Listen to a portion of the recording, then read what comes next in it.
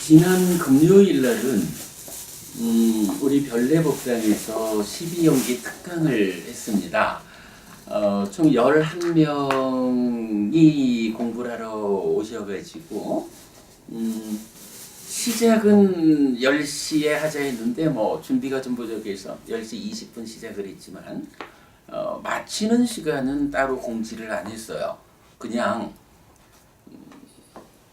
각자가 알아서 끝내십시오.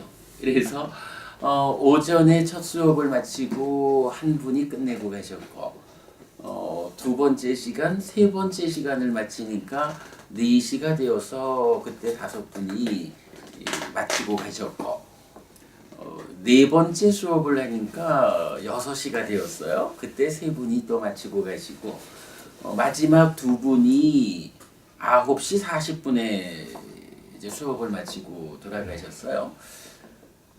동영상 5개가 만들어졌는데 동영상 시간만 7시간이 넘는 좀 재밌는 공부를 하루 종일 했어요.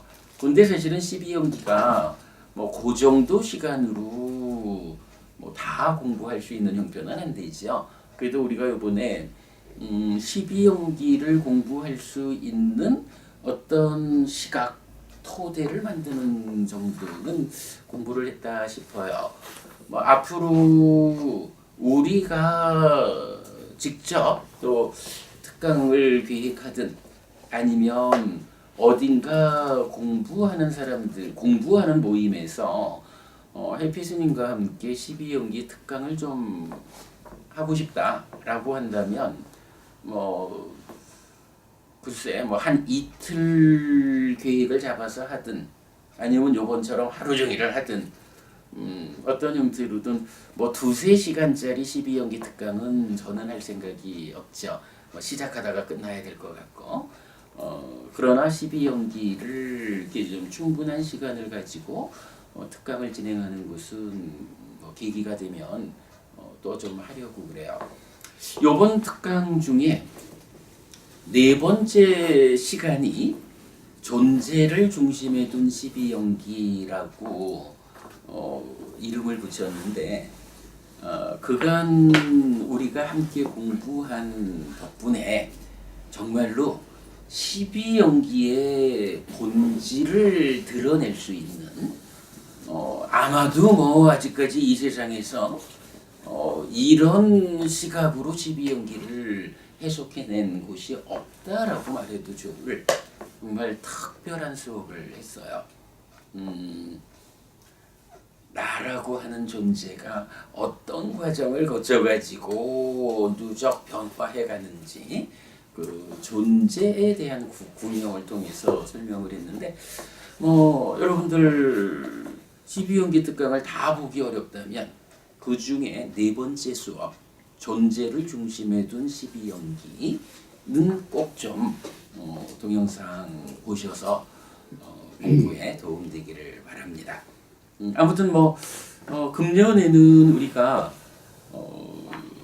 근본경전연구회 학술 세미나의 3번째 주제로 나는 누굴까 12연기를 계획하고 있잖아요. 이런 세미나 준비를 위한 목적으로도 금년에는 기회가 되는 대로 12연기 특강을 좀 반복해서 12연기에 대한 그야말로 근본경전이 알려주는 확정적 결론을 우리가 만들어야겠다라는 생각을 하고 있습니다. 금년에도 우리 공부 잘 해봅시다. 그리고 또 한 가지 말을 하자면 어저께 부산법당에서 원래는 이제 수행 경전 중에 신념처가 진행되어야 하는 저녁 시간에 법우님들하고 대화가 좀 길어져 가지고 수행 이야기는 조금 미루고 한 가지 주제를 좀 다뤄봤어요. 법우님들하고의 대화에서 요즘 한국 사회에, 그러니까 한국 불교계에 참 많은 사람들이 그런 시각, 그런 경향을 가지고 있다라고 말해도 좋을 건데요. 삶을, 불교를 물질적인 측면에서, 뭐 물리학적인 측면에서, 뇌과학적인 측면에서, 쉽게 말하면 물질이냐 정신이냐, 식이냐 명색이냐, 뭐 어떤 형태로든 물질과 물질 아닌 이러한 내 삶을 구성하는 요소들 가운데 오직 물질에 방점을 두고서 삶을 설명하려 하는, 불교를 설명하려 하는 뭐 이런 시각 경향이 한국 불교에 참 많이 팽배해 있죠. 뭐 그러다 보니까 심지어는 육내입체와 육외입체를 설명하는, 식이 무엇고 만호가 무엇고 이런 부분을 설명하는 데에서조차도 물질적인 시각을 가지고 이 자리를 보려 하니까 부처님 가르침을 참 받아들이지 못하는 이런 현상까지 있고, 그래서 그런 그 물질 위주로 불교를 보는 이 시각이 어떠한 문제를 야기하는가 라는 측면을 이렇게 대화를 좀 길게 했어요. 그 대화가 진행되다 보니까 자연스럽게 이런 이야기를 하게 됐습니다. 얼마 전에 제가 불교닷컴이라는 인터넷 신문에서 포항공대에 근무하시는 강병균 교수, 강 교수님께서 진제 스님과 혜민 스님을 뭐 글을 통해서 공개적으로 비판하신 글을 보았어요. 그 글에 의하면 어쨌든 뭐 조계종 정정이신 진제 스님하고 요즘 완전히 뭐 베스트셀러의 작가, 한국 불교에서 최고 스타라고 해야겠죠, 혜민 스님. 이 두 분에 대해서 어떻게 이분들이 주장하는 내용이 불교냐? 이분들은 상견을 말하고 있고 그들이 말하는 참나 무언가 존재하는 이것은 아뜨만이지 않느냐라고 글을 통해서 공개적으로 그 두 분의 그 이야기는 상견이다. 이거 불교라 할 수 없다라고 이제 주장을 했어요. 그런데 이제 그 주장의 끝에 이게 이제 표현하자면 상견을 극복하는 일을 강 교수님이 하신 거예요. 상견을 극복하는 데까지는 좋다 이거죠. 근데 따로니 부부님, 상견을 극복했다라고 하면 극복된 그 자리에 뭔가 대안이 있어야겠죠. 상견이 잘못됐어요. 그러면 상견 아닌 어떤 견해가 그 자리에 있어야 할까? 이 부분에서 강 교수께서는 이제 단견을 그 자리에 세운 거예요. 뇌과학에 의하면 이러합니다. 뭐 육내입체라고 하는 이거 이렇게 물질적인 현상입니다. 심지어는 제가 이런 그 오늘 수업 보고에 그분 글에서 세 개의 문장을 이제 이렇게 좀 꼬집어 올려놨는데 뭐 심지어는 그렇게도 표현을 하더라고요. 만약에 동물에게서 윤회가 인정된다면 식물에서도 윤회가 인정되어야 한다. 이 얘기는 뭐예요? 어떻게 우리가 윤회한다는 말을 하느냐? 동물이 윤회한다 라는 개념, 그걸 직접 부정하고 있는 거죠. 그건 우리까지를 포함한 거거든요. 뭐 이런 내용들에 의해서 이제 강 교수께서는 아주 공개적으로 윤회를 부정하는, 오직 물질로서 삶을 설명하는 이런 주장을 하신 거예요. 그러니까 표현하자면 상견을 극복한 그 자리에 단견을 세운 거예요. 그래서 제가 그걸 보고 참 곤란한 일이다. 이러한 일이 왜 생길까라고 하니 한국 불교의 많은 사람들, 특히 지식인 불자에 속하는 분들이 물질이라는, 물리라는 이 측면에서 삶을 보고 불교를 보려고 하는 그 경향성이 이렇게 결과를 내는 것이다 라고 생각이 들어요. 그래서 이제 우리 법부님하고 이제 그런 이야기 끝에 제가 이 이야기를 하면서 강 교수님이 진제 스님과 혜민 스님을 비판한 그 내용에 대해서 이제 해피 스님이 강 교수님을 다시 비판한 이런 내용으로 뭐 이렇게 결론 지었습니다. 불교는 단견을 가지고 상견을 극복하는 가르침이 아닙니다. 오히려 단견과 상견이라는 두 가지 거짓된 견해를 무아 또는 연기 이런 부처님에 의해서 깨달음을 통해서 제시되는 바른 견해를 통해서 단견과 상견이라는 두 가지 거짓된 견해를 극복하고 참된 견해, 바른 견해를 무아와 연기로서 지시하는 거거든요. 이거를 어떤 공부의 경향 때문에 마치 부처님이 강 교수님 그 글에 보면 불교 교리를 막 얘기를 하죠. 이게 부처님 가르침이고 연기는 이런 거고 라고 말을 하는데 제가 볼 때는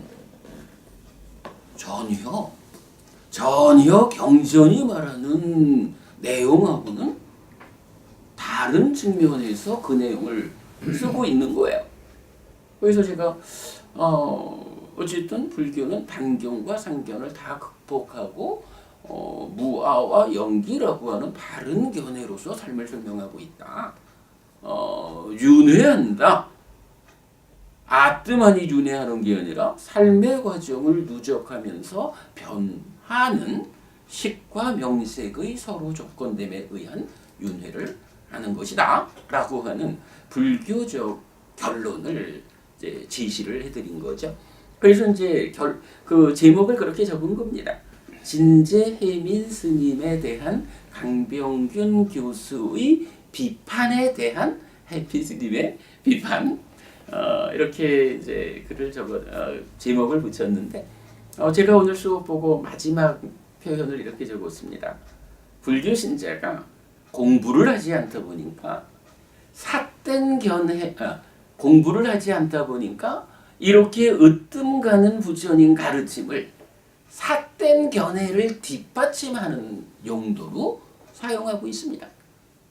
아니 어떻게 부처님 가르침이 단견을 주장하는데 부처님 가르침은 이러함으로 단견이다. 윤회 없다.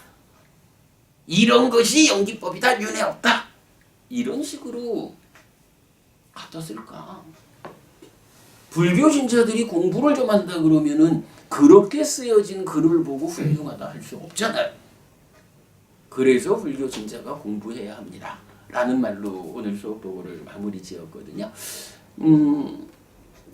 1시간, 꼭 1시간 걸렸어요. 그 이야기, 우리 이제 법부님들이야 충분히 공부가 되어 있으니까 다 아시는 내용이겠지만, 그러나 또 다르게 현재 한국 불교에서 이렇게 상견과 단견과 불교적인 무와 연기 이 부분이 바르게 자리 잡지 못하고 있는 현실에 대해서 여러분 동영상 참고해서 한번 좀 보시면 도움이 될 것 같아요. 자, 그렇게 최근 이야기를 좀 말씀드렸고요. 교재 공부하겠습니다.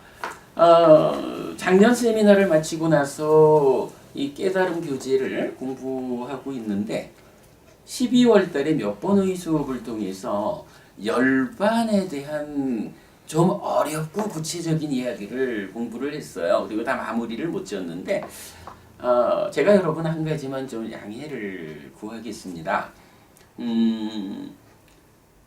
열반에 대한 아주 심오한 이해, 그래서 들뜸과 가라앉음이라는 이 두 가지 를 가지고 그림을 그려서 열반을 설명한 부분은 아무리 생각을 해도 좀 더 많은 공부가 뒷받침된 뒤에 다시 한번 설명을 해야 할 것 같아요. 이 부분을 설명을 하려고 하니까 너무 많은 준비 과정이 필요해서 진도를 못 나가겠어요. 그래서 그 열반에 대한 그 마무리 설명은 유보를 좀 하자라고 여러분 제가 양해를 좀 구하고요. 오늘은 열반에 대한 이야기 중에 이제 남은 이야기 139페이지로 보도록 하겠습니다. 자, 아무튼 열반에 대한 어려운 이야기 조금 유보했고요. 139페이지로 오시면 이제 깨달음의 산물 열반이라는 주제 중에 이제 세 번째 작은 주제로 누구를 위한 깨달음인가로 들어가겠습니다. 이 부분 이제 교재 읽어가면서 좀 말하겠습니다. 3. 누구를 위한 깨달음인가? 결국 깨달음은 누진, 번뇌가 다하다, 번뇌를 부수다 이거죠. 깨달음은 누진입니다. 그런데 누진은 개별적인 것입니다. 자기 내면에서 누적되고 작용하는 것이어서 밖에 있는 누군가가 대신 부숴줄 수 없습니다. 그래서 깨달음은 자기 자신을 위한 것입니다. 자기 내면의 번뇌를 부숨으로써 자기에게서 완성되는 번뇌 없는 삶, 무위가 바로 깨달음입니다. 자, 여기서 우리가 가장 주목해야 되는 표현이 뭔가요? 번뇌라는 거, 그러니까 깨달음이라는 것은 결국 번뇌를 부수는 일로 완성되는 건데 이 번뇌가 따루니 부부님, 제가 따루니 부부님 참 좋아하죠. 근데 이렇게 좋아한다 해서 따루니 부부님 속에서 어떤 번뇌가 일어나는 거 내가 대신 부숴줄 수 있나요? 그게 안 되죠. 그러니까 중생들의 삶에 가장 아픈 현실이 사실은 그거지요. 부처님이 중생들을 사랑하는 마음이 부족한가요? 아니죠. 부처님은 제자들, 그러니까 중생들을 사랑하는 마음이 충분해요. 특히 우리처럼 당신을 따라 배우려고 하는 제자들을 사랑하는 마음이야 얼마나 크겠어요. 그러나 표현하자면 부처님도 할 수 없는 현실이 뭐예요? 번뇌를 부수는 일이 깨달음이고 얼마만큼 번뇌를 부수어가는 것이냐에 따라서 그만큼 내 삶이 향상하는 거죠. 그만큼 내 삶에서 괴로움이 줄어들고 행복이 늘어나는 이러한 과정이 되는 건데 문제는 아무리 사랑한다 해도 부처님조차도 제자들 마음속에 제자들 그 안에서 벌어지는 번뇌를 대신 부숴주지 못한다. 이게 가장 아픈 현실인 거죠. 그러나 아프다고 해도 현실은 현실인 거예요. 이거를 예를 들어서 어떤 절대적 권능을 가지는 신을 세워가지고 그 신에게 기도하면 그가 나의 문제를 해결해 줄 거예요. 이렇게 접근하면 만약 그게 사실이라면 얼마나 좋겠어요. 근데 문제는 사실은 그게 아니라는 거예요. 현실은 그게 아니라는 거예요. 어쨌든 번뇌라고 하는 이 모든 괴로움의 근본 자리, 이 문제는 자기 내면에서 누적되고 작용하는 것이야. 밖에 있는 누군가가 대신 부숴줄 수 없어. 그러기 때문에 힘이 들어도 어떻게 해야 됩니까? 현실이 그러다 보니까 현실을 현실 그대로 인정하고 내가 어떻게 이 현실의 문제를 극복할 것인가. 이렇게 접근할 때 한 걸음을 가면 한 걸음만큼 성과를 낼 수 있는 거죠. 뭐 뒤에 이어서 나오겠지만 부처님께서 자주법주 이래가지고 어쨌든 부수는 일은 그대 스스로 삶을 향상하는 일은 그대가 해야 한다. 다만 어떤 방법으로 그대가 노력할 때 이러한 번뇌를 부수고 삶을 향상할 수 있을까? 라는 길은 내가 가르쳐 주겠다. 부처님이 제자들을 상대하는 기본 입장은 이거죠. 바로 이 표현을 우리가 가장 주목해야 합니다. 밖에 있는 누가 대신 부숴줄 수 없습니다. 그렇다고 슬퍼할 일은 아닙니다. 신적 권능을 가진 어떤 설정, 거짓에 의지해 구원되기보다는 이 방법이 훨씬 구체적이고 실현 가능하기 때문입니다. 참 그래. 자, 이렇게 보면 신적 권능을 가진 어떤 설정, 예를 들어서 창조주 하나님이 있습니다. 창조주 하나님 브라흐마가 자기 몸을 피점을 숫자대로 나눠가지고 들어가서 그것을 아뜨만이라고 합니다. 뭐 이런 식으로 삶의 근원 자리를 설명하는 건 뭐예요? 이건 사실을 말하는 게 아니라 내가 확인할 수 없는 그 자리에 창조주 하나님 브라흐마라고 하는, 또는 그의 분신인 아뜨만이라고 하는 어떤 거짓된 것을 설정해서 세워놓았다는 거예요. 그 거짓된 설정 위에서 내 삶을 설명하고 어떻게 하면 내가 행복해질 수 있을까, 이걸 말하는데, 이게 뭐 표면적인 문제들이야 뭐 그런 설정 위에서도 어느 만큼 성과를 낼 수 있겠죠. 그러나 본질적으로 내 삶의 근원적인 문제를 해소하겠다, 완전한 행복을 실현하겠다, 이런 측면에서는 어때요? 거짓 위에 세워진 방법으로는 도달할 수 없다, 완성할 수 없다, 이런 문제를 우리가 자각해야 하는 거죠. 그러기 때문에 바로 이렇게 누가 대신 부숴주지 못하는 번뇌의 문제, 이 부분은 어찌 보면 참 안 좋은 나쁜 일인 것 같지만, 그러나 이제 부주님께서 그렇게 내 삶의 현실을 설명해 주는 것은 참으로 다행스러운 일이다. 왜? 어려움은 어려운 대로, 쉬우면 쉬운 대로 사실이 알려지면 어떠한 거짓된 설정도 없이 사실 그대로가 드러나 있으면 내 능력만큼, 쉬운 만큼, 어려운 만큼, 내가 가는 만큼 삶의 문제가 해소가 되는 것이다. 그리고 그 끝에 가서 완전한 고멸이 이루어지는 것이다. 이거 깨달음이다. 이게 비록 어려운, 스스로 해야 되기 때문에 어려운 일일지는 몰라도, 그러나 실현 가능한 방법이다. 거짓된 설정 위에서는 비록 그게 가는 길이 좀 쉬울지는 몰라도 그 위에서 구체적인 완성은 만나지지 않는다. 부처님이 말하는 이런 방법은 좀 어려워 보이는지는 모르지만, 그러나 그 길에 스스로 익숙해져서 힘껏 나아갈 때는 완성 자리에 실제로 도달할 수 있는 방법이다. 그렇기 때문에 부처님이 스스로 번뇌를 부수어야 한다라고 이렇게 알려주신 일은 참으로 다행스러운 일이다. 이런 부분을 말하고 있는 거죠. 뭐 누구를 위한 깨달음이냐? 라는 데에서 바로 이러한 현실적인 문제이기 때문에 이것은 자기에게서 완성되는 자기 자신을 위한 깨달음이다. 이렇게 우리가 결론을 말하는 거죠. 자, 그래서 마찌마 니카야 60번 아빤나카 수땅은 말합니다.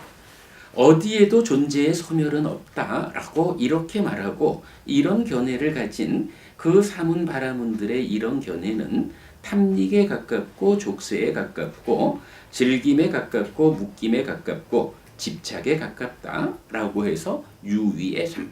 자, 그러니까 어디에도 존재의 소멸이 없다라는 이건 무슨 얘기죠? 여기서 존재라는 게 뭔가요?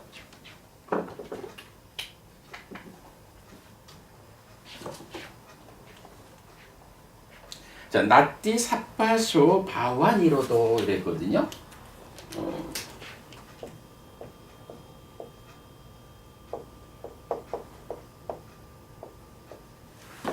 자, 니로도라는 것은 이제 니로다라는 소멸이라는 말의 주격이에요. 그러니까 이건 소멸이야. 그리고 이 바와가 뭐죠? 요게 뭐 우리가 잘 아는 말이죠. 12공기 10번째 지분. 이게 바로 유라고 하는 거. 존재라는 거죠. 자, 아까 시작하면서 제가 말씀드렸지만 존재를 중심에 둔 12연기, 바로 요 존재를 중심에 둔 12연기를 요번 12연기 특강에서 제가 설명했다는 거죠. 정말 기가 막히게 12연기의 본질을 깨는 일을 했어요. 앞으로 요게 조금 더 설명되면 12연기에 대한 좀 더 명확함이 있을 거예요. 자, 이럴 때 이 존재라고 불리는 이거, 구체적으로 우리는 여기서 무엇을 봐야 되나요? 자, 존재라는 게 뭐예요? 이게 쉽게 말하면 나잖아. 나라는 존재가 있는데, 나라는 존재가, 존재 다음이 뭐예요? 생노사 이렇게 되는 거죠. 나라는 존재가 태어나야 하고 늙어 죽어야 하는, 그리고 그 사이에 태어난 자인 누적된 것이 늙어 죽는다, 이런 표현도 이제 함께 나타나요. 그럴 때에 이 존재, 나라고 하는 것에 대해서 어떤 시각이 있나요? 여기에서 보면 한 가지 시각은 뭐가 있어요? 이 나라고 하는 존재가 참된 것이요, 이렇게 말하는 시각이 있죠. 참된 것이요 라고 말할 때 뭐 사뜨라는 말로 이렇게 이제 써요. 이게 뭐냐 하면 본질적인 존재, 이런 말이에요. 그래서 이게 아트만이거든요. 아트만은 이제 사실은 산스크리트어고 파울리어로는 아딴 이렇게 되죠.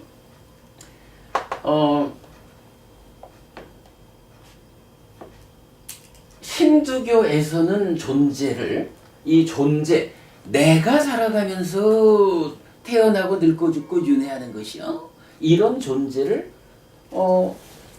사뜨라고 하는, 아트만이라고 하는 본질, 참된 것으로 설명을 하고 있죠. 거기에 비해서 부처님은 어떻게 말하나요? 이 존재라는 것이 사뜨라고 하는 참된 거, 본질 이거 아니라. 그래서 우리가 이제 이 유를 어떻게 표현하고 있죠? 이 존재라고 12연기에 나타나는 존재는 불완전한 것이다. 불완전한 존재 상태를 말한다, 이렇게 말하는 거죠. 왜 유라고 하는 존재가 불완전한 건가요? 유가 생겨나는 과정이 어떻게 돼요? 12연기, 무명부터 시작하잖아. 사실은 번뇌의 조건 지어진 무명이죠. 번뇌의 영향 위에 있는 삶. 이래서 무명을 조건으로 행을 조건으로 식, 명색, 유깁, 초, 수, 애, 취, 유, 이 과정을 거치잖아요. 그러니까 존재라는 것에는 대표적으로 어떤 것들이 작용하고 있냐 하면 무명이라는 것과 가래라고 하는 것이 존재가 생겨나는 과정에 작용하고 있잖아요. 부처님이 12연기적으로 존재를 말하고 존재를 조건으로 태어남이 있고 노사가 있다라고 말하는 것은 존재라는 이것이 무명과 가래, 더 바탕에는 번뇌라고 하는 거,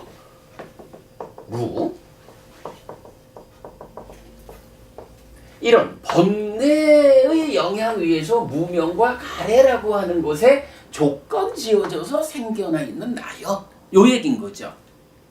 그러니까 요걸 한마디로 뭐라고 해요? 이러한 불완전한 상태들을 조건으로 생겨난 존재이기 때문에 이것이 불완전한 존재 상태다. 이 불완전한 존재 상태이기 때문에 여기서 어떤 일이 생긴다는 거예요.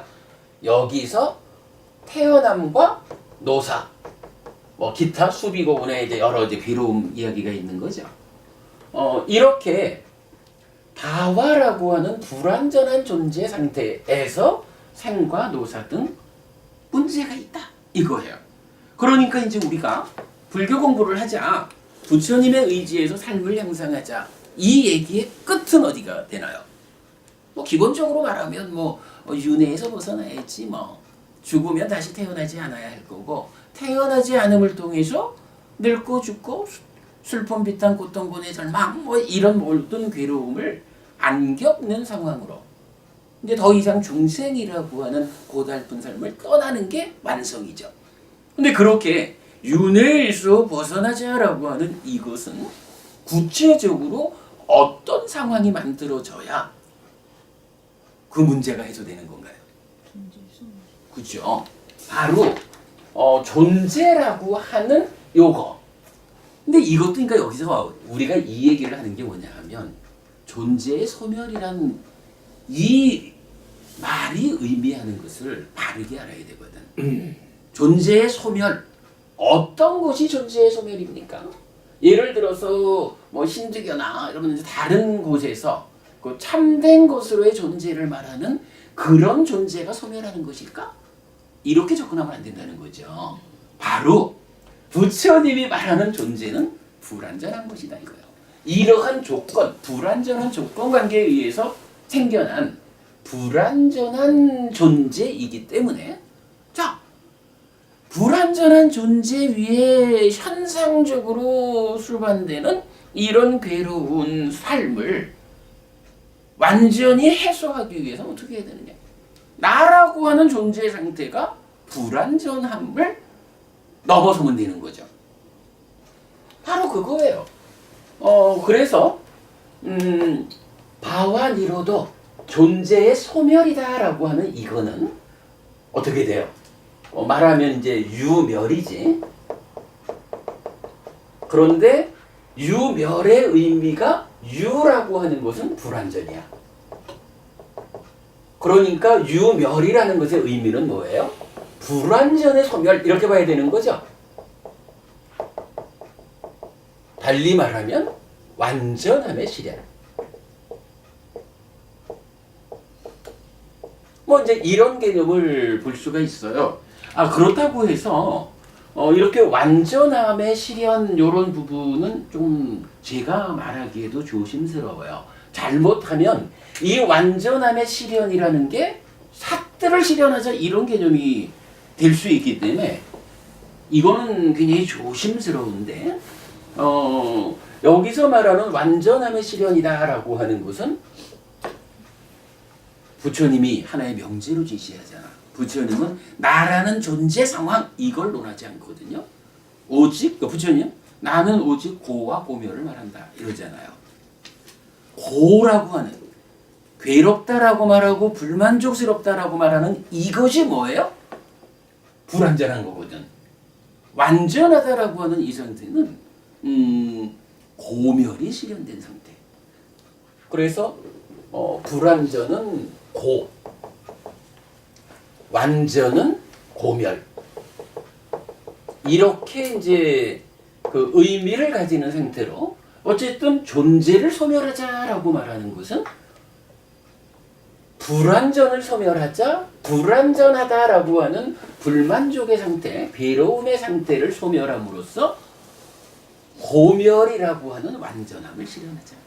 그러면 여기서 이게 사태하고는 다르다라고 하는 말은 어떤 의미예요? 이렇게 고멸이 실현된 이 상태가 아뜨 아닐까? 라고 하면 그거 아니라는 거죠. 그러면 이 고멸이 실현된 이 상황의 존재 상태는 어떤가요? 이 존재 상태에 대해서는 부처님이 어떻게 답을 하죠? 여기서 이제 무기라고 하는 말이 나타나는 거죠. 무기 뭔가요? 부처님이 답변하지 않는 것들이 대표적으로 10가지가 있죠. 대표적인 10가지 무기 중에 마지막 4개 7번부터 10번까지가 뭔가요? 부처님 돌아가신 다음에 존재합니까? 이렇게 묻는 거죠.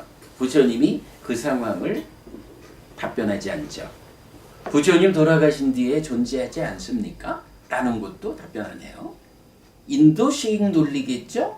그러면 존재하기도 하고 존재하지 않기도 합니까? 여기에도 답변 안 하죠. 아니면 존재하는 것도 아니고 존재하지 않는 것도 아닙니까? 라는 질문에도 답변을 안 해요. 요 4가지가 하여간 아마도 뭐 인도식 논리에 의한 모든 경우겠지 뭐. 근데 부처님은 부처님 돌아가신 다음에 존재합니까? 라는 이게 뭐예요? 부처님은 완전함을 실현한 분이잖아요.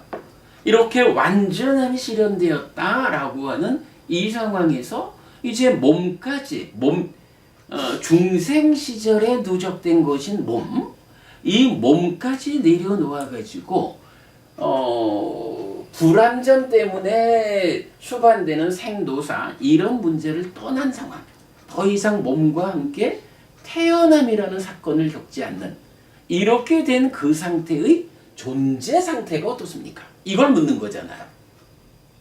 자, 이럴 때 부처님은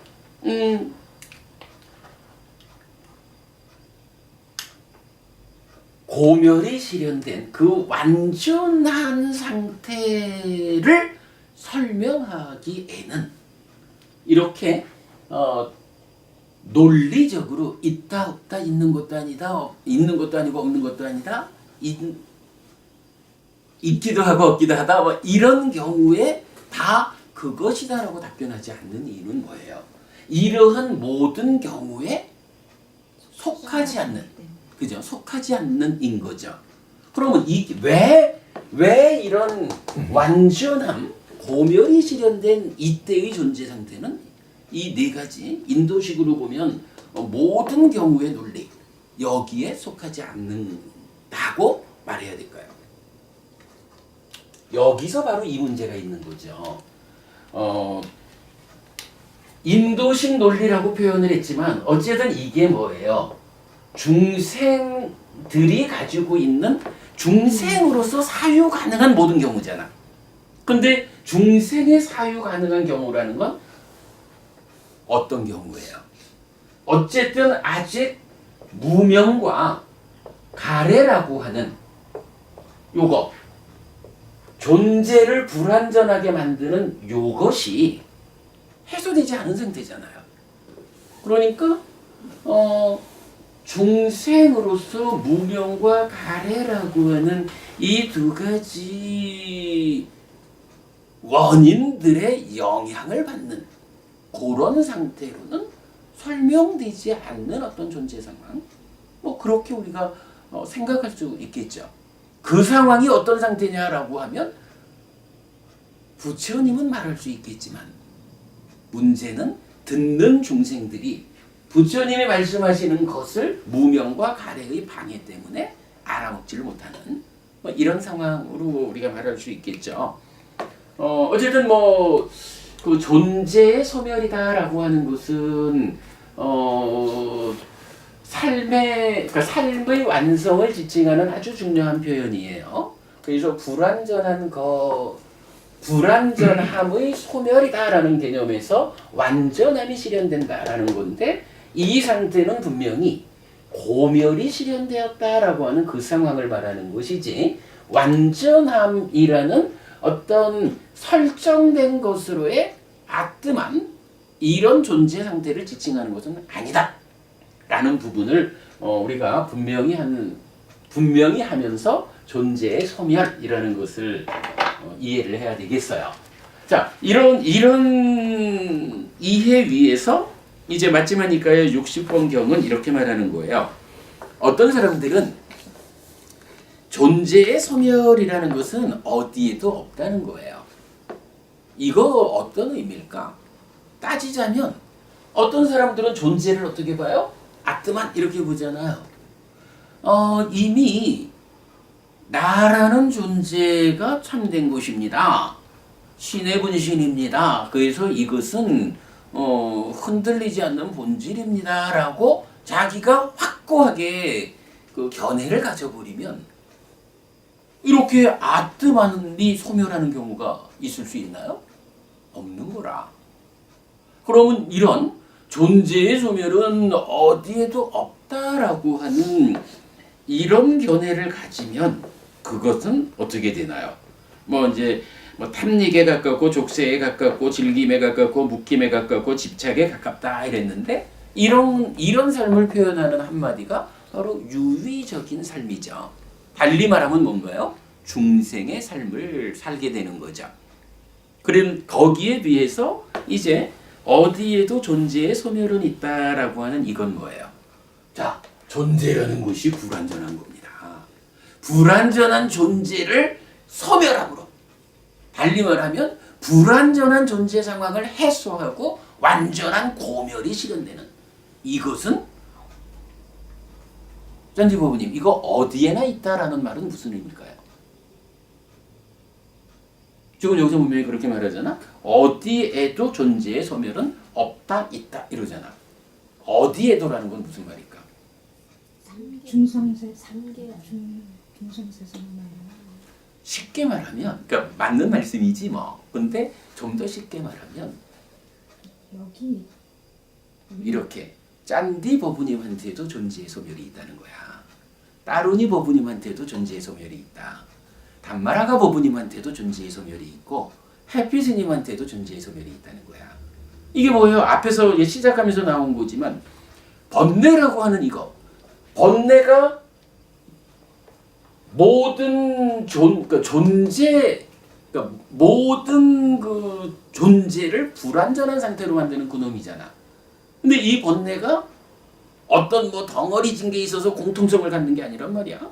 누구에게나 자기 내적인 조건 상황으로 번뇌가 있잖아요. 그러면 짠디버부님 내면의 번뇌를 부수면 존재의 소멸이라고 하는 이 고멸의 완성, 이런 깨달은 삶이 누구한테 있어요? 짠디버부님한테도 있는 거야. 동일한 상황이 따루니 버부님한테서 실현되면 따루니 버부님한테 존재의 소멸이 있는 거야.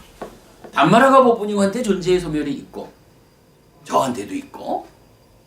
이게 사실은 부처님이 모든 존재들에게 주는 희망의 메시지, 이렇게 말해야 되겠죠. 그래서 일단 이제 마찌마니카의 60번 경은 이렇게 말하는 거예요. 어디에도 존재의 소멸은 없다라고 하는 것은 이거는 아무리 노력해봐야 깨달을 수 없다. 번뇌라는 게 부서지지 않아서 누구도 완전한 고멸을 실현할 수 없다. 이런 얘기일 수도 있고, 그러나 또 좀 다른 면에는 바로 이렇게 존재를 아뜨만이라고 보는, 요게 이제 말하면 자기화 이런 거죠. 존재를 아뜨만이라고 보는 사람들은 그 아뜨만인 존재에게는 소멸이라는 개념이 없다. 라고 그 거짓 설정된 아뜨만으로 살아가고, 그럴 때 그는 유위적인 삶, 탐진치와 함께하는 괴로운 삶을 살아야 되는 것이고, 이 존재라는 것을 부처님이 설명하는 대로 바르게 불완전한 것이다 라고 볼 때 이제 이런 노력을 통해 가지고 누구든지 이 세상 어떤 존재든지 바른 방법을 만나서 노력하면 그 존재의 소멸, 불완전의 해소, 완전한 고멸이 누구에게나 있다. 누구든지 이런 방법으로 무위적인 삶을 살 수 있다. 라고 말하는 거죠. 그래서 여기서 이제 그런 의미 때문에 뭐라고 말한 거예요? 탐닉에 가깝고 족쇄에 가깝고, 탐닉 아님에 가깝고 족쇄 아님에 가깝고, 이런 식으로 표현하죠.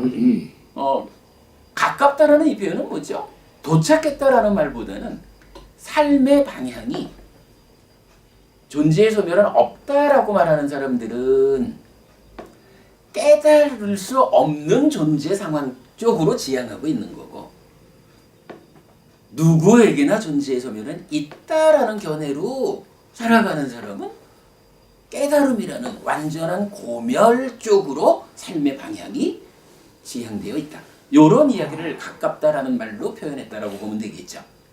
예, 마찌마니카의 60번 제가 굉장히 주목하는 경인데, 어쨌든 여기서 존재의 소멸이라는 의미, 불완전한 것으로의 존재, 이 개념을 이해하면 이 경전이 의미하는 바를 분명히 알 수 있겠죠. 자, 그래서 이제 경전은 다시 이렇게 되죠. 그는 이렇게 숙고한 뒤 존재를 염오하고 이탐하고 소멸하기 위해 실천한다. 그러니까 두 가지 부류의 사람이 있어요.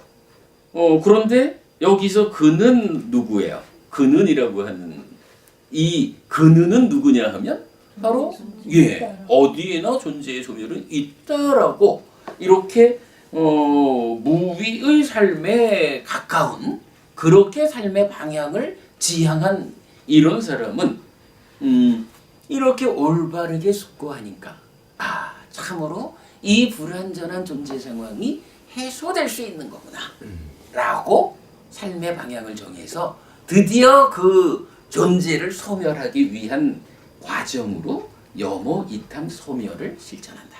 요 개념이죠. 요걸로 보면 어쨌든 중요한 거는요, 아는 거예요. 나라고 하는 존재는 아뜨만이 아니요, 불완전한 조건 관계로 생겨난 불완전한 존재이기 때문에 이러한 존재는 그 불완전이 해소된 존재의 소멸이 가능해. 존재의 소멸을 위해서 나는 여모 이탐 소멸의 과정을 실천할 거예요. 표현하자면 이게 부처님이 제시하는 불교 신자의 삶의 원형이다. 이렇게 말할 수 있겠죠. 자, 그 다음에 이제 넘어갑니다. 자, 여기서 이제 주제를 바꿔서 1. 법의 정형구로 연결이 됩니다. 자, 그런데 이런 관점은 부처님의 가르침, 즉 법의 전반에 적용됩니다. 부처님은 법을 이렇게 정의합니다.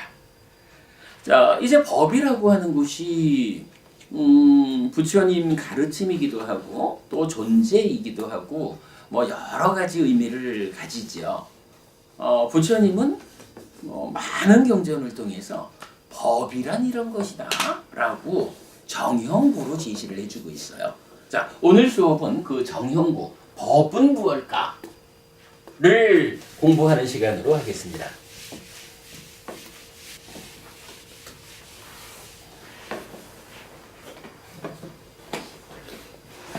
자, 법의 정형구에 대한 두 단계의 해석이랬거든요.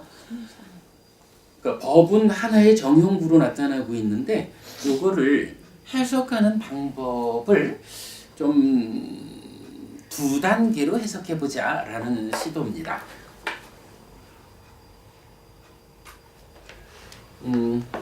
스와카토,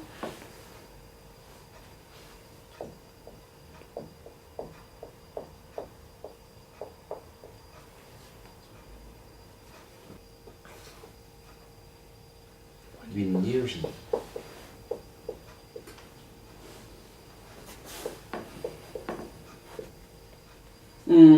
이렇게 구성이 되어 있어요.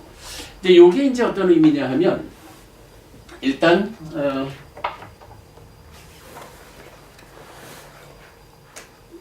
그러니까 바가왔다라고 하면 이게 세존이라는 말이에요. 그러니까 부처님에 대한 여러 호칭이 있죠. 그 중에 바가와, 세존 이렇게 불리거든요. 근데 이게 격이 탈격이라서 세존으로부터, 그러니까 세존에 의해 이런 말이죠. 세존에 의해서 스와카토, 요거는 잘 설해진, 세존으로부터 잘 설해진 담모, 요건 법이잖아요. 법의 주격에서 법은 이런 이야기예요. 그러니까 부처님이 법을 설하셨어요. 근데 부처님이 설한 법은 잘 설해진 법이죠. 그래서 이제 부처님에 의해서 잘 설해진 법은 이러한 것이다 라고 설명이 되는데, 첫째가 산디티코, 두 번째가 아칼리코, 세 번째가 에히파시코, 네 번째가 오빠네이코, 그리고 다섯 번째가 빠짜땅 웨디타포 민유히, 이렇게 다섯 가지로 구성되어 있어요. 이때 지금 제가 이제 두 단계로 해석을 해보자라고 했는데, 첫 단계의 해석을 이렇게 보았어요. 그 초기불전연구원 번역해가지고 우리 140페이지로 넘어가는 거죠. 여기에 보면 부처님에 의해 잘 설해진 법은 첫째로 스스로 보아 알 수 있고, 산디티코라는 이 단어를 스스로 보아 알 수 있고,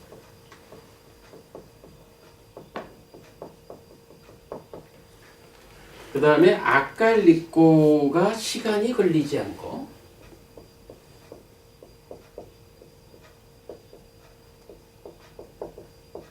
에히파시꼬 와서 보라는 것이고,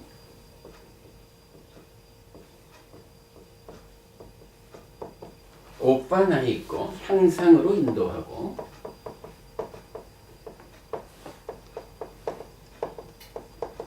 빠짜땅 외디따포 윈유히를 지자들이 여기서 지자라는 것은 이제 뭐 지혜로운 자 이런 이야기죠. 지자들이 각자 알아야 하는 진리.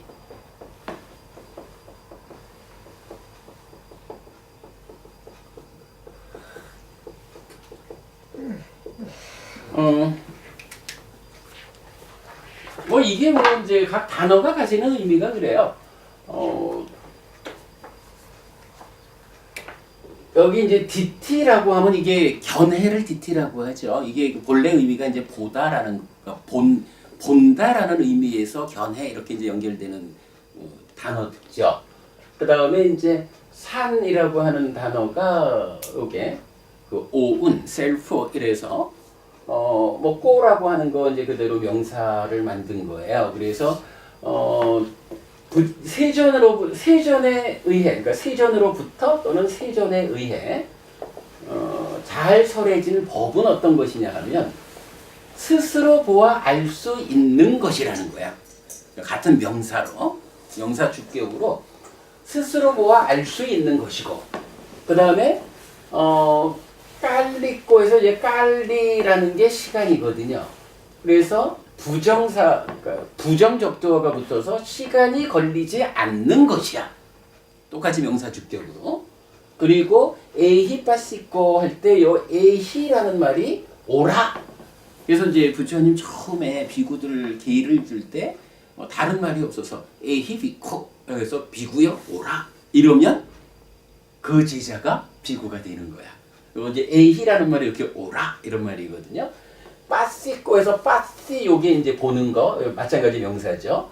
그래서 와서 보라는 것 이렇게 이제 법은 요런 것이다라고 정의를 해주는 거죠. 그리고 이렇게 스스로 보아 알 수 있는 법, 시간이 걸리지 않는 법, 와서 보라는 법, 이 법을 따라가면 어떻게 되느냐라고 하니 오빠네 있고 해서 이게 이제 향상으로 이끈다 그런 형태를 보여주죠. 그래서 스스로 보아 알 수 있는 법이고 시간이 걸리지 않는 법이고 와서 보라는 것인 이 법을 뭐 어쨌든 뭐 시키는 대로 해야 법을 만나는 거죠. 그래서 부처님이 시키는 대로 이렇게 법을 와서 보게 되면 이제 내 삶이 향상으로 이끌리는 것이다. 그렇게 이제 그래서 이 법은 향상으로 이끄는 법이다. 이렇게 말하고 그 다음에 빠짜땅 외디따뽀 윈유히 이랬는데 요 윈유라는 게 이제 지자, 지혜로운 자 이런 이야기죠. 빠짜땅이라는 요 단어가 사실은 좀 잘 해석돼야 되는 말인데 각자라고 했어요. 저는 요거를 이제 뭐 제각기 이렇게 이제 해석하고 있고 뭐 같은 의미겠죠. 외디따뽀라는 게 알다라는 말에 이제 의무 뭐 미래 수동분사 그래서 의무 이렇게 나와요. 그래서 알아야 하는 이렇게 되는 거죠. 뭐 진리라는 말은 뭐 법이니까 진리라고 하신 것 같고 어쨌든 이렇게 세전에 의해서 잘 설해진 법은 첫째 스스로 보아 알 수 있는 것이야. 둘째 시간이 걸리지 않는 것이야.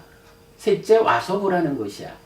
그리고 이러한 법을 와서 보라는 부처님의 지시에 따라서 가서 보는 자 그의 삶은 향상하는 것이야. 그리고 이것이 지자들이 각자 알아야 하는 것이야. 네. 스스로 보아 알 수 있다에서도 보아가 나오고요. 와서 보라는 거에서도 보아가 나오잖아요. 차이점이 조금 이따 설명될 거예요. 네. 네. 여기서 그럼 제가 한 가지만 더 그럼 여쭤봅시다. 지자들이 각자 알아야 하는 진리다 이렇게 말했는데 이건 무슨 의미일까? 현지 부부님. 왜 부처님은 당신의 가르침 그 법을 말하면서 지자들이 각자 알아야 하는 것이다 라고 말했을까?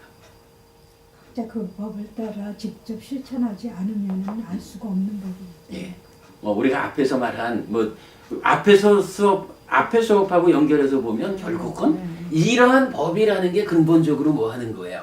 번뇌를 부수어 가지고 무명과 가래를 부수어 가지고 불완전한 존재 상태를 해소함으로써 완전한 고멸을 실현하는 이거잖아. 근데 그 모든 것의 바탕이 있는 게 뭐야? 번뇌잖아. 근데 그 번뇌가 어떻게 있다고요? 제각각 있는 거잖아. 자기 누가 안에. 부셔주는 게 아니라 그지? 각자가. 사실은 그 의미가 이렇게도 설명이 되는 거죠. 그렇게 보는 게 좋을 것 같아. 이렇게 이제 그 법에 대한 정형구가 나타나 있는데, 요 정형구에 대해서 한번 이제 좀 밑에 글을 읽어보겠습니다. 일단 정형구 첫 단계는 이렇게 됐어요. 140페이지 두 번째 단락부터 읽어볼게요. 그런데 부처님은 법의 정형구를 어떤 상황을 설정하여 설명합니다. 무슨 얘기냐 하면 이제 사람들이 이렇게 설명된 그 법에 대해서 방금 따루니 법부님 이게 뭐죠? 라고 질문할 수 있잖아요. 많은 사람들이 부처님한테 부처님께서 법을 이렇게 정의하고 있는데 그건 무슨 얘기입니까? 이렇게 질문을 하겠죠. 그럴 때 부처님이 그냥 알아둬 이러는 게 아니라 우리 삶의 이야기의 어떤 상황을 비유하듯이 설정해가지고 이러한 상황으로 보아라. 그러면 이렇게 이해할 수 있다. 라고 설명한다는 거예요. 내 안에서 경험되는 탐진치에 대한 상황입니다. 35번 상류다 70번 경, 우빠와나 경 등 여러 경전은 유사한 방법으로 법의 정형구를 설명해 주는데 법의 의미를 추상적으로 이해하지 않고 삶과 수행에서 직접 확인할 수 있는 구체적인 방법으로 설명하는 것입니다. 자, 경전 보면 대덕이시여 스스로 보아 알 수 있는 법, 스스로 보아 알 수 있는 법이라고들 합니다. 어떻게 법은 스스로 보아 알 수 있고 시간이 걸리지 않고 와서 보라는 것이고 향상으로 인도하고 지자들이 각자 알아야 하는 것입니까? 라는 우빠와나 존자의 질문에 대해 부처님은 우빠와나여 여기 비구는 안으로 색을 보고서 색을 경험하고 색에 대한 탐도 경험한다. 그는 내 안에는 색들에 대한 탐이 있다 라고 자기 안에 색들에 대한 탐이 있음을 분명히 안다. 우빠와나여 이렇게 분명히 아는 것이 스스로 보아 알 수 있고 시간이 걸리지 않고 와서 보라는 것이고 향상으로 인도하고 지자들이 각자 알아야 하는 것이다 라고 불린다. 자, 요거 우리 길게 설명을 하지 맙시다. 우리가 메커니즘을 머릿속에서 그려본다면 이런 이야기죠. 안으로 색을 보고서 색을 경험하고 요거 뭐죠? 안이비설신의 색성향 미적법에 의한 1차 인식을 하면 식이 생겨나죠? 그러면 3, 4화합 촉해가지고 어떻게 해요? 경험하게 되는 거죠. 그래서 이렇게 1차 인식에서 식과 수가 생겨나는 두 가지 결과 요것까지를 말한 거죠. 그리고 나면 그 다음에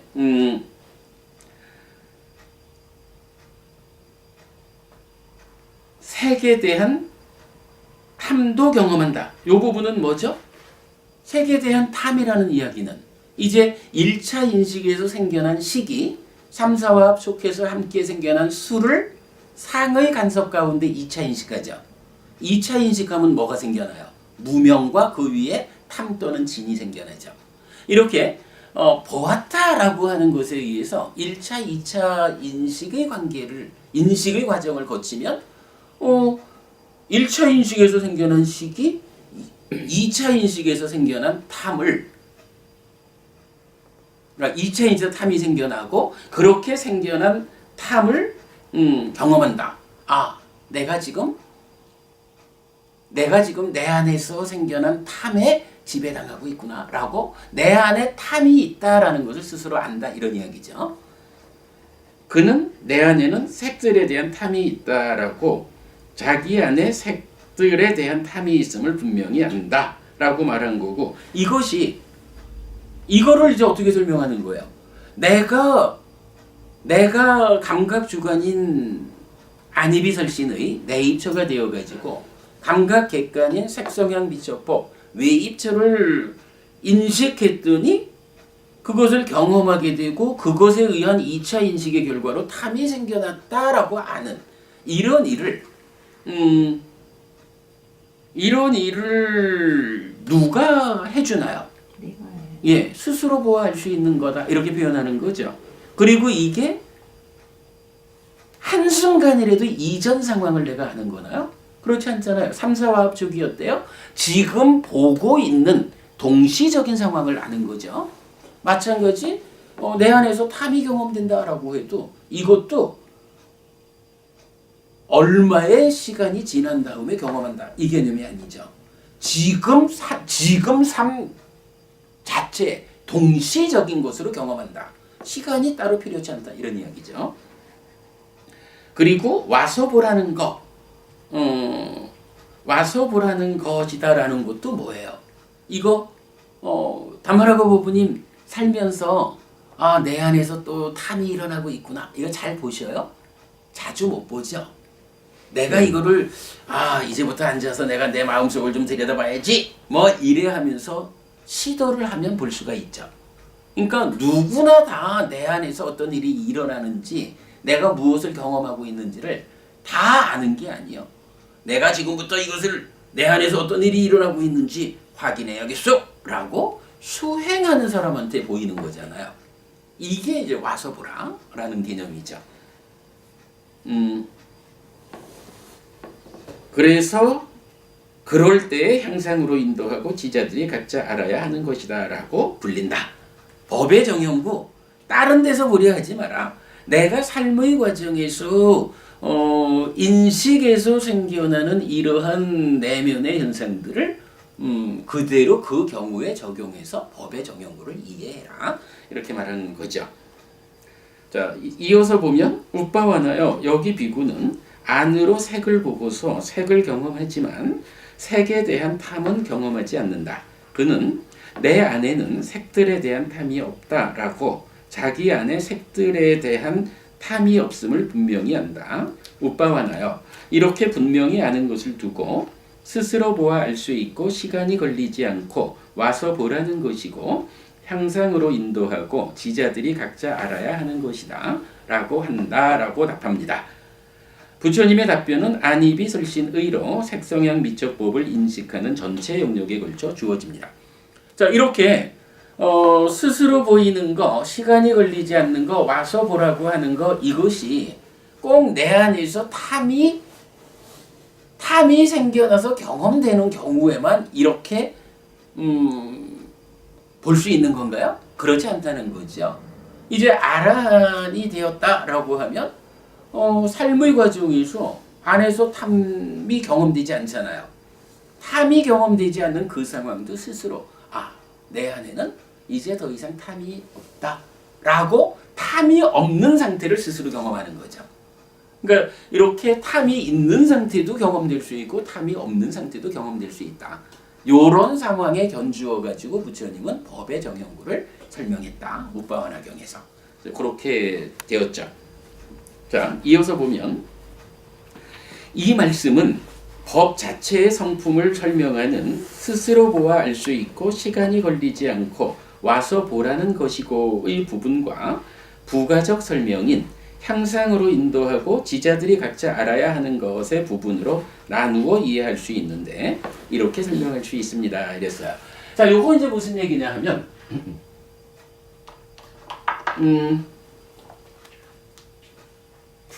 세존에 의해서 잘 설해진 법은 이런 것이다 라고 했는데 이때 1번, 2번, 3번이라는 것은 뭐냐 하면 이거는 법이라는 게 구체적으로 무엇이냐, 법 자체가 어떤 성품을 갖는 것이냐 라고 하니까 스스로 보아 알 수 있는 그런 성품이요. 법 자체는 그런 거예요.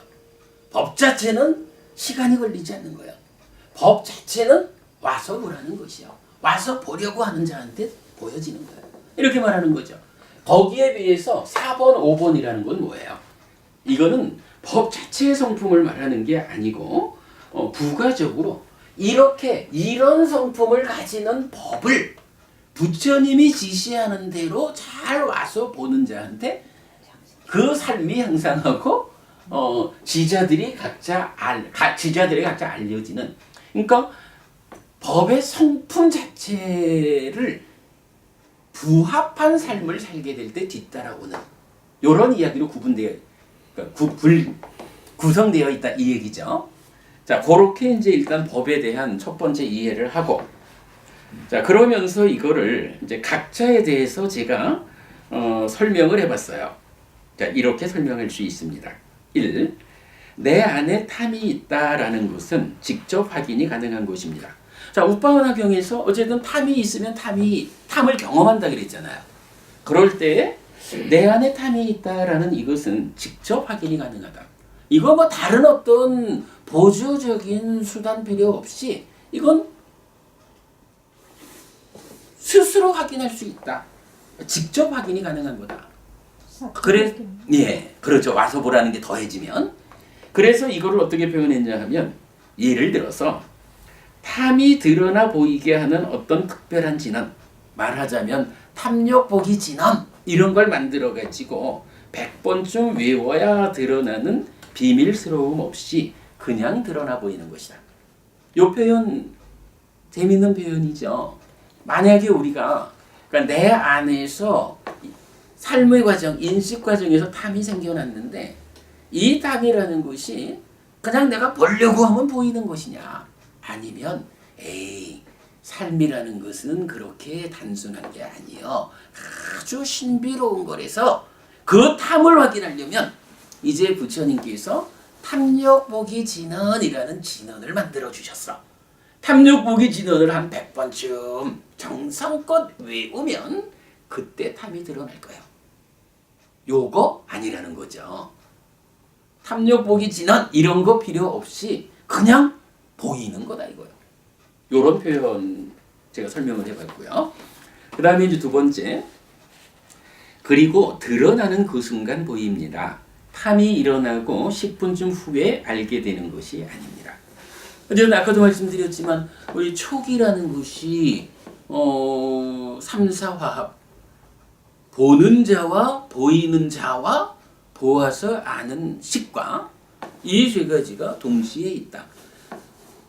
한순간 이전에 본 것을 아는 마음이 생기는 게 아니라 지금 눈앞에 있는 대상을 아는 마음이 생겨나 있는 것이다. 이런 개념이죠.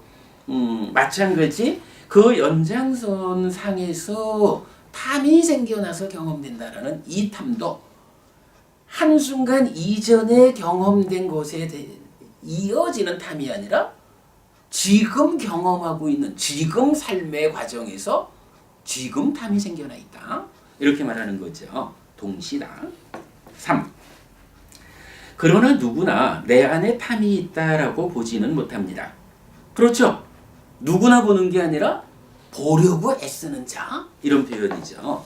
그러면 누가 볼 수 있습니까? 가서 보려고 하는 사람, 달리 말하면 사띠하는 사람에게 보입니다.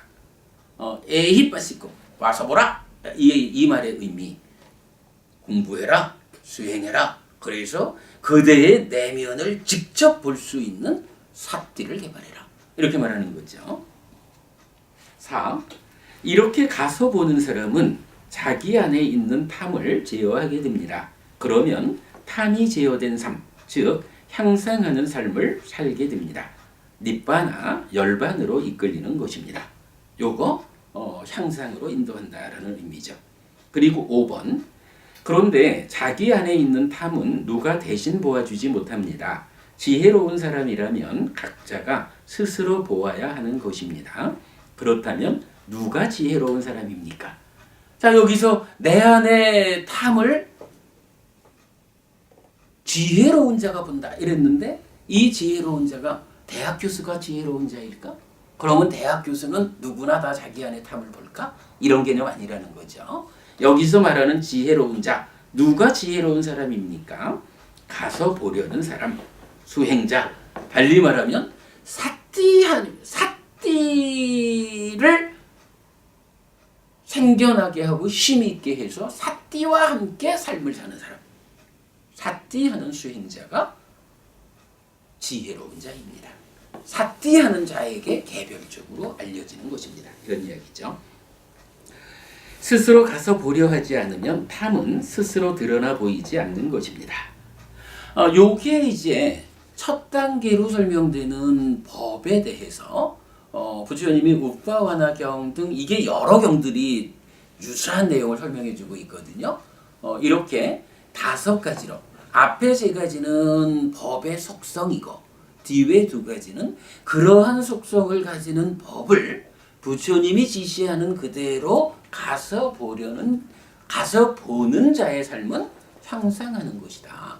그리고 이러한 것은 가서 보는 자라고 하는 지혜로운 자에게 개별적으로 제각각 알려지는 것이다. 이렇게 이제 법을 설명하고 있죠. 근데 먼저 여기서 어쨌든 우리가 삽디하는 자라고 하는 그 가서 보는 자라는 개념이 이제 그러면 중심에 있게 되죠. 이런 가서 보는 자가 어떤 사람인가? 아니 수행하는 자잖아요. 그 수행의 대표가 호흡 수행이다. 이렇게 볼 때 이 법의 정연구를 호흡 수행에 대해서도 한번 적용해 보자라고 해서 글을 쓴 거죠. 동일한 이야기를 호흡 수행에 대해서도 적용해 보았습니다. 1. 내가 숨쉬고 있다는 것은 직접 확인이 가능한 것입니다. 그렇죠. 짠지부부님 요거 잘 보시죠. 직접 확인할 수 있는 거죠. 예를 들어 호흡보기 진언을 만들어 100번쯤 외워야 드러나는 비밀스러움 없이 그냥 드러나 보이는 것입니다. 호흡이 잘 안 보여요? 그러면 호흡보기 진언을 내가 만들어 줄게. 그거 한 100번 외우면 보일 거예요.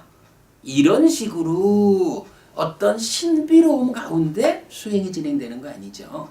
내가 내 마음을 잘 주목하면 공기가 들락거리면서 내 몸, 내 피부를 때리는 그 자리에서 이렇게 공기가 들고 나는 거구나 라고 느낌을 통해서 알려지는 거죠. 접촉. 이렇게 직접 확인이 가능한 것이다. 2. 그리고 드러나는 그 순간 보입니다. 숨쉬고 나서 10분쯤 후에 알게 되는 것이 아닙니다. 역시 공기가 들락거리면서 남기는 느낌이 생겨나는 경험되는 그 순간에 아는 거지 한순간이라도 이전에 남겨진 호흡을 우리가 보는 게 아니다. 이 개념이죠. 3. 그러나 누구나 내가 숨쉬고 있다라고 보지는 못합니다. 그러면 누가 볼 수 있습니까? 가서 보려는 사람, 사티하는 사람에게 보입니다. 그러겠죠? 누구나 다 24시간 숨을 쉬지만 24시간 중에 단 한 번이라도 내가 숨 쉬고 있다. 공기가 들락거리면서 여기에 느낌을 주고 있다. 요거 보는 사람 드물죠. 누가 보나요? 내가 이제부터 삶을 향상해야겠다. 호흡을 붙잡고 수행을 해야겠다. 라고 호흡을 붙잡으려고 하는 사티하는 이 사람한테 보이는 거죠. 4. 이렇게 가서 보는 사람의 사띠는 힘이 써집니다. 그러면 바른 삼매가 성취되고 여실직연하게 되고 사마타 위파사나의 높은 수행으로 이어져 삶은 괴로움의 소멸로 향하게 됩니다. 즉 향상하는 삶을 살게 되고 니바나로 이끌리는 것입니다. 더 설명 필요 없죠. 5. 그런데 자기의 호흡은 누가 대신 도와주지 못합니다. 지혜로운 사람이라면 각자가 스스로 보아야 하는 것입니다. 그렇다면 누가 지혜로운 사람입니까? 가서 보려는 사람, 수행자가 지혜로운 사람입니다. 스스로 가서 보려 하지 않으면 호흡은 스스로 드러나 보이지 않는 것입니다. 자, 법의 정연구 하나를 놓고 부처님이 우빠와나경에서 자 보아라. 이러한 삶의 과정, 인식 과정을 통해서 경험되는 것들 그래서 탐이라는 것을 주제로 삼아서 법의 정연구가 설명되어 있고 그거를 우리는 우리 삶에 적용해서 이렇게 풀어본 거죠. 이렇게 보면 부처님이 말하는 나의 가르침 이러한 법이라는 것은 이러한 것이다 라고 하는 것이 이렇게 이해하기 어려운 이야기는 아니죠. 이렇게 이제 우리가 설명을 해봤어요. 자, 계속 보겠습니다. 그렇습니다. 법은 이렇게 스스로 보아 알 수 있고 시간이 걸리지 않고 와서 보라는 것이어서 법의 성품에 맞게 대응하면 향상으로 인도되는 것입니다. 어쨌든 여기서 가장 중요한 표현은 뭔가요? 법의 성품에 맞게 대응하면 향상으로 인도된다. 법의 성품에 맞게 우리가 대응하자. 요 개념이 가장 중요한 거겠죠. 다만 현명한 사람이 각자 알아야 하는 것이지 누가 대신해 주지 못한다는 것은 명심해야 합니다. 자, 1단계 정형구의 해석 이렇게 보았습니다. 2단계 해석을 좀 같이 보고 수업을 마치도록 이래야겠습니다.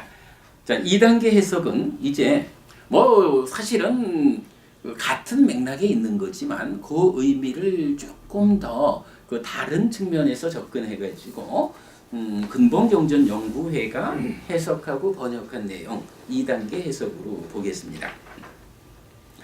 자, 동일하게 정형구가 있고 번호를 매겨놨어요. 자, 법의 정형구에 대한 2단계의 해석을 이렇게 하였습니다. 1. 산디띠꼬 2. 아까할리꼬 3. 에히빠시꼬는 법 자체의 성품이다. 그죠? 아까도 보았지만 요 세 가지는 법 자체가 가지고 있는 성품인 거예요.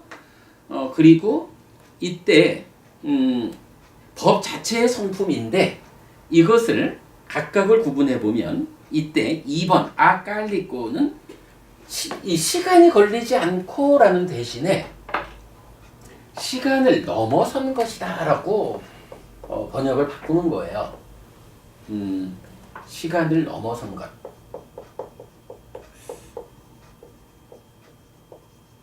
요건 무슨 이야기인가요? 사실은 인간의 삶을 유한하다라고 표현하는 거, 예, 물리적으로 보면 그것은 시간이라는 개념이 전복되는 순간 사람들의 삶이 유한해진다. 이렇게 말하는 거죠. 시간을 넘어선 것이란 의미는 중심에 이제 어떤 개념을 갖느냐 하면 여러분 우리가 이런 표현 자주 썼죠. 담마 위파사나에 해당하는 내용이겠지만 우리가 삶이라고 하는 것이 내입저가 외입저를 인식하면 식이 생기고 삼사화학 촉해서 수가 함께 생겨나죠. 그러면 바로 이어져 가지고 2차 인식으로 동시적으로 진행돼 가죠. 그런데 이제 경전에서는 많은 곳에서 이런 말을 하잖아요. 수라고 하는 요걸 두고 수가 생겨나서 유지되다가 없어지는 것을 본다. 이 말이 가능한가요? 사실은 인식하면 식과 수가 생겨나가지고 2차 인식으로 쫙 진행돼 가는 게 삶인데 이건 그야말로 앞에서 말했듯이 시간이 걸리지 않는 거잖아요. 보는 순간 가버리는 거잖아. 근데 이거를 부처님은 수가 생겨나고 유지되다가 없어지는 것이 보인다는 거잖아. 거기에 함께 참여해서 2차 인식하는 상에 대해서 상이 일어나서 유지되다가 소멸하는 것이 없어지는 것이 보인다는 거잖아. 그리고 윗닦아가 생겨나서 유지되다가 없어지는 것이 보인다는 거잖아. 이렇게 수상 윗닦아가 생겨나고 유지되다가 없어지는 것을 자각한다, 직접 본다라는 이것이 열애의 아주 특별합니다. 이렇게 말을 했고 우리가 교리적으로 수행 지도를 그릴 때 그냥 삼매라고 하는 거하고 부처님에 의해서 지시되는 바른 삼매에서 삼매를 닦을 때 법이 드러나면 드러나는 그 법을 어떻게 해요? 바로 담마 위파사나에서 드러나는 법들의 생겨나고 유지되고 없어지는 것을 직접 관찰함으로써 수라는 거, 느낌이라는 거, 경험이라는 거 이런 것이 그냥 후다닥 지나가서 잘 보지 못할 때는 몰랐지만 요거 자세히 들여다보니까 이런 조건 관계에서 이렇게 생겨나가지고 요만큼 유지되다가 조건이 해소되니까 이렇게 없어지는 요게 직접 보인다는 거잖아.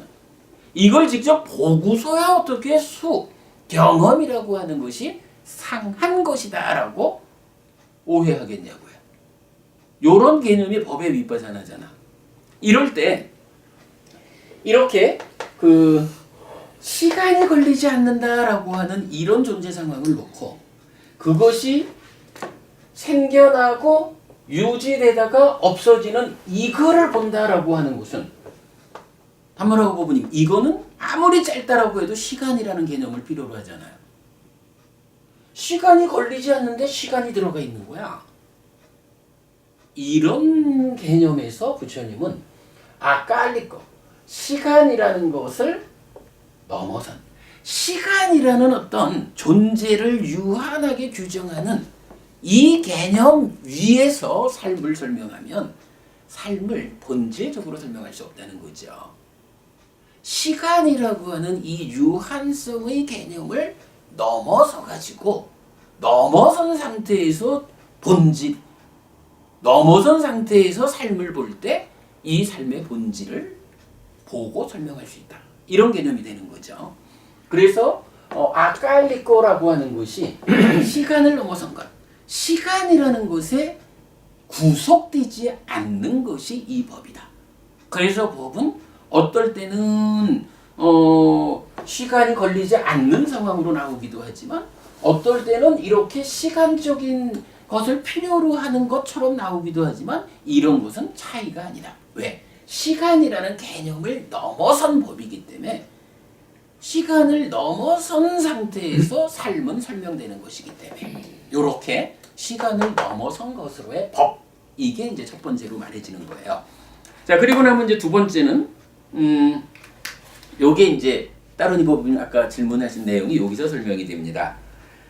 자, 이 아칼리코는 시간을 넘어선 것으로 해석하였고 이것에 대해서 현실적인 것으로의 1. 산디띠꼬는 대상의 측면에서 스스로 보이는 것으로 해석하고 3. 에히파시꼬는 보는 자의 측면에서 와서 보라는 것으로 해석하였습니다. 무슨 얘기예요? 아까 다루니 부부님 두 가지 다 본다라는 말을 담고 있다 이 얘기를 질문했죠. 이때 산디띠꼬 앞에 있는 거는 대상의 측면. 자, 내가 지금 인식한다라고 할 때 인식되는 대상이 어떤 것이냐 하면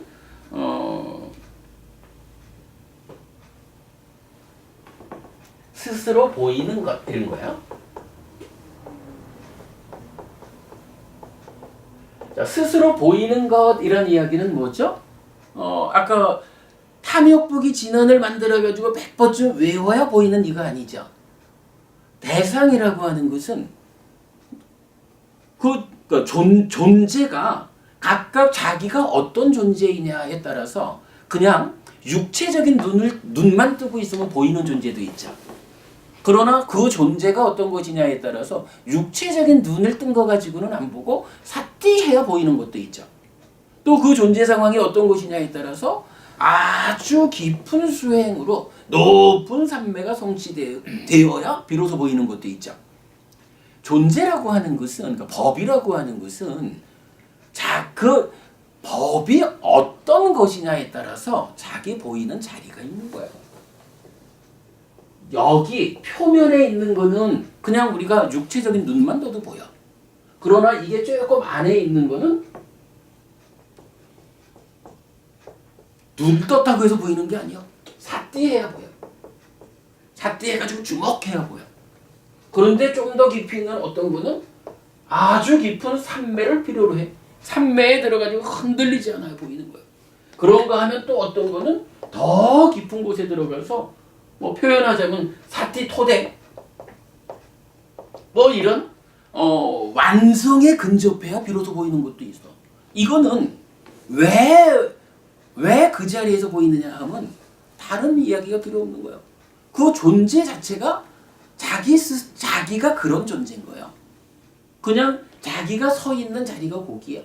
그러면 이거를 보려면 어떻게 해? 이거 보는데 뭐 탐욕 보기 진언 이런 거 필요 없이 보는 자가 눈만 잠잘 땐 못 보는 거지. 보는 자가 눈 뜨면 보이는 거. 보는 자가 사티하면 보이는 거예요. 보는 자가 삼매를 심화하면 보이는 거예요. 보는 자가 사마타 윗바다나로 깊이 들어가면 보이는 거예요. 이런 개념이죠. 그러니까 존재는 나 그냥 여기 있습니다 라고 하는 거거든.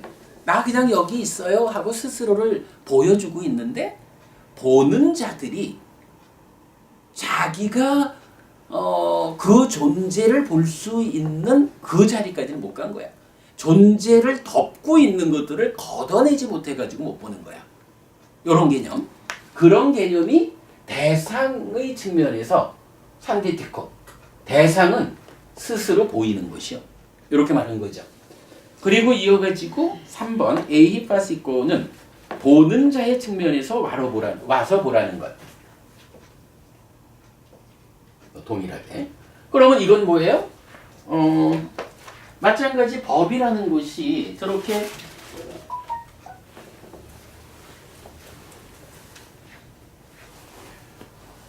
대상이라는 것은 그냥 자기가 어떤 존재이냐, 자기 존재 상황에 따라서 그냥 위치를 차지하고 있을 뿐이야.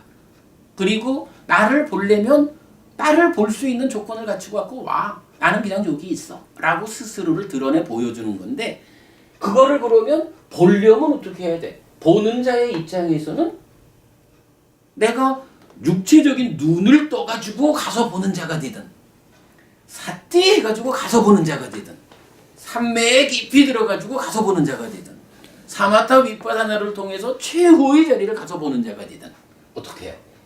보는 자 입장은 가서 봐야 되잖아. 그죠? 보는 자 입장은 가서 봐야 되거든. 가서 보는 방법이 뭐예요? 수행이지 뭐. 그래서 법의 속성을 말하는 1, 2, 3번 중에 2번이라는 것은 시간이라고 하는 존재의 어떤 제약을 초래하는 개념, 이것을 넘어서서 삶은 설명되는 것이다. 그러한 것이 법이다. 그런데 그 시간을 넘어선 상태로 그 설명되는 법이라는 것은 대상이라는 측면, 존재 자체로 보면 이렇게 자기 있을 자리에 그냥 있어서 나 여기 있습니다 라고 스스로를 드러내고 있어. 다른 것들이 덮여서 보지 못하는 거는 다른 것의 문제고 나는 그냥 여기 있어. 나 숨어 있으니까 비밀스런 진언을 통해 가지고 부르면 나타날게. 이런 개념 아닌 거야. 있는 거야. 이렇게 스스로 보이는 대상에 대해서 이제 나는 보는 자는 어떻게 해야 돼? 보는 자는 내가 내 삶의 문제가 이렇게 있는데 이 삶의 문제를 해소하자라고 하면 일단 표면에 있는 것부터 눈을 뜸으로써 보자. 사티함으로써 보자. 산매에 들어감으로써 보자. 사마타 윗바사나 최후의 과정을 통해서 보자. 하고 각각의 존재하는 법들을 내가 가서 보는 거야. 요 개념. 그래서 법이라는 것의 속성은 시간을 넘어선 것이고 대상 스스로 보이는 것이고 보는 자가 가서 보는 것이고 이런 의미로 설명이 되는 거죠. 뭐 1번하고 2번하고 뭐 유사한 가운데에 약간의 차이를 보이고 있죠. 이렇게 조금 더 폭넓게 이해하면 될 것 같고요. 자, 그랬을 때 이제 나머지 자, 3번 에히파시코는 보는 자의 측면에서 와서 보라는 것으로 해석하였습니다. 즉, 시간을 넘어선 것인 법은 조건이 갖추어지면 스스로를 드러내는 것이어서 가서 보려는 자에게는 감춤없이 보이는 것이라고 정리한 것입니다. 4. 오빠네이코는 이러한 법, 즉 가르침의 역할의 측면에서 향상의 끝인 열반으로 이끌고라고 해석했습니다. 이거죠. 향상으로 이끈다라고 했는데 부처님 가르침이 제시하는 향상은 어디까지 가는 거야? 열반까지 가는 거죠. 그래서 열반으로 이끌고 이렇게 저는 오빠네이코를 번역한 거죠. 열반으로 이끌고. 그리고 이제 5. 빠짜땅 웨디따뽀 윈유히는 열반이 개별적으로 성취되는 것이라는 점에서 지혜로운 이에게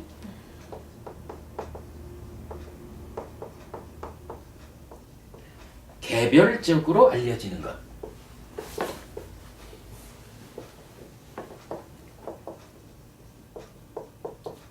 이렇게 이제 번역을 했어요. 여기에서 사실은 뭐 지혜로운 이라는 거야 뭐 저기 지자나 지혜로운이나 같은 거죠. 개별적이라는 말을 이 각자라는 단어하고 바꿔서 개별적이라는 단어를 제가 선택을 했는데 이건 요거는 앞에서 말했던 어디에도 존재의 소멸은 있다라고 말하는 법우님에게도 법우님이라는 개별적 존재에게 존재의 소멸이 있고 법우님에게도 개별적 존재에게 존재의 소멸이 있고 요런 의미를 각자라고 해도 뭐 의미상 다 같겠지만 이게 어쨌든 자기 거는 자기가 하는 거야. 자기 일은 자기가 해야 돼. 요런 의미를 좀 강하게 나타내기 위해서 제가 개별적으로 알려지는 것 이렇게 번역을 했어요.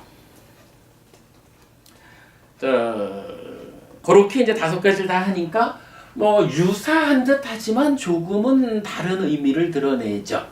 뭐 그렇게 1단계 정형구, 그러니까 정형구의 1단계 해석, 2단계 해석 이렇게 이제 구분을 해서 설명을 했습니다. 자, 그래서 법의 정형구에 대한 근본경전 연구의 해석 번역은 이렇습니다. 부처님에 의해 잘 설해진 법은 1. 스스로 보이는 것이고 2. 시간을 넘어선 것이고 3. 와서 보라는 것이며 4. 열반으로 이끌고 5. 지혜로운 이에게 개별적으로 알려지는 것입니다. 이렇게 정의되는 법은 삼법인에서는 존재를 의미합니다. 그래서 모든 존재에 대해서도 이 정의는 적용됩니다. 자, 앞에 지금 설명한 게 부처님 가르침이라는 개념이라면 그러나 법은 또 존재, 있는 것 이걸 말하죠. 존재하는 것들의 성품은 1. 스스로 보이는 것이고 2. 시간을 넘어선 것이며 3. 와서 보라는 것이며 이 존재들, 즉 삶의 현실 위에서 존재의 성품에 부합한 삶을 통해 4. 열반으로 이끌고 그때 5. 지혜로운 이에게 개별적으로 알려지는 것입니다. 그러니까 부처님 가르침의 정의가 법이라는 존재 상황에 그대로 적용해도 차이가 없죠. 그렇게 연결을 했고 한편 앙구타라 니까야 세세 모음의 56번경 니푸타 숫당 뭐 꺼짐경 이렇게 말해도 되겠죠. 니푸타 숫당은 법의 이런 성질을 열반에 적용하여 설하는데 열반도 법에 속하기 때문이라고 이해해야 합니다. 스스로 보이는 것이고 시간을 넘어선 것이고 와서 보라는 것이고 향상으로 이끌고 지혜로운 이에게 개별적으로 알려지는 것인 열반. 앞에서는 이렇게 개별적으로 알려지는 것인 법 이랬던 거죠. 그것이 이제 이 경에서는 열반을 설명할 때 그럼 뭐 열반도 그렇다는 거예요. 열반이 어떤 것이냐 하면 세전으로부터 잘 설해진 열반. 열반이라고 하는 것을 부처님이 설명했는데 그 열반이 어떤 거냐 하니 이렇게 육체적인 눈만 떠도 보이는 것에서부터 쭉 내려가서 제일 마지막에 가면 짠디버부님 이 제일 마지막에 열반이라는 법이 있거든요. 이 법은 누구에게 보이죠? 열반으로 가려고 노력하는 자에게. 안 보일 것 같은데? 아니요. 이거는 아니 근데 그 말에 제가 지금 질문한 거는 당연히 그거죠. 근데 열반이 스스로 자기를 보이고 있다라는 그거를 보려면 노력하는 자한테 보이는 게 아니라 그 노력이 완성된 그죠. 그러니까 달리 말하면 번뇌를 완전히 부순 달리 말하면 누진 요거죠. 누진한 자에게 열반이 나 숨어 있어 이 개념이 아닌 거예요. 열반이라고 하는 이 완성된 고멸에 실현된 이 상황은 그냥 번뇌라는 것 때문에 중생들이 나를 못 보고 있을 뿐이지 나는 이 자리에 있어. 존재가 소멸된 그 상황 여기에 있어 라고 자기를 드러내 그러니까 스스로 보이고 있는 거예요. 그렇죠. 네. 그런데 물론 그러한 열반을 보기 위해서는 시간을 넘어선 과정이 있을 거고 그럴 때에 이제 누가 보느냐 하니 가서 보는 자가 보는데 그 가서 보는 자가 누구나 노력만 한다고 해서 보이는 건 아니라는 거지. 완전히 누진돼서 이제 거기에 이제 제가 마지막으로 여쭤본 거죠. 그 완성된 자에게 열반은 드러나 보이는 거지. 이런 개념으로 요게 이제 설명이 된 거죠. 역시 지혜로운 자에게 개별적으로 이렇게 누진이 완성된 자에게 제각각 자기의 완성된 삶이 있는 거죠.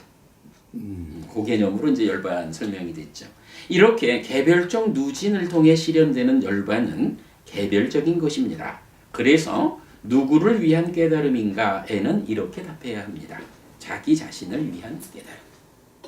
자, 이게 이제 열반의 깨달음의 산물 열반에서 작은 세 번째 주제 누구를 위한 깨달음인가에서 이렇게 법의 정형구를 두 단계로 알아봄으로써 이런 결론을 낼 수가 있었습니다. 결국은 열반까지도 개별적인 거, 자기 자신을 위한 깨달음 이래 됐고요.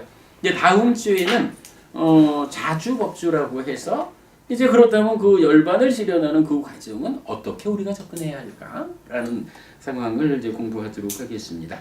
자, 오늘 수업 여기까지 하죠. 수고하셨습니다.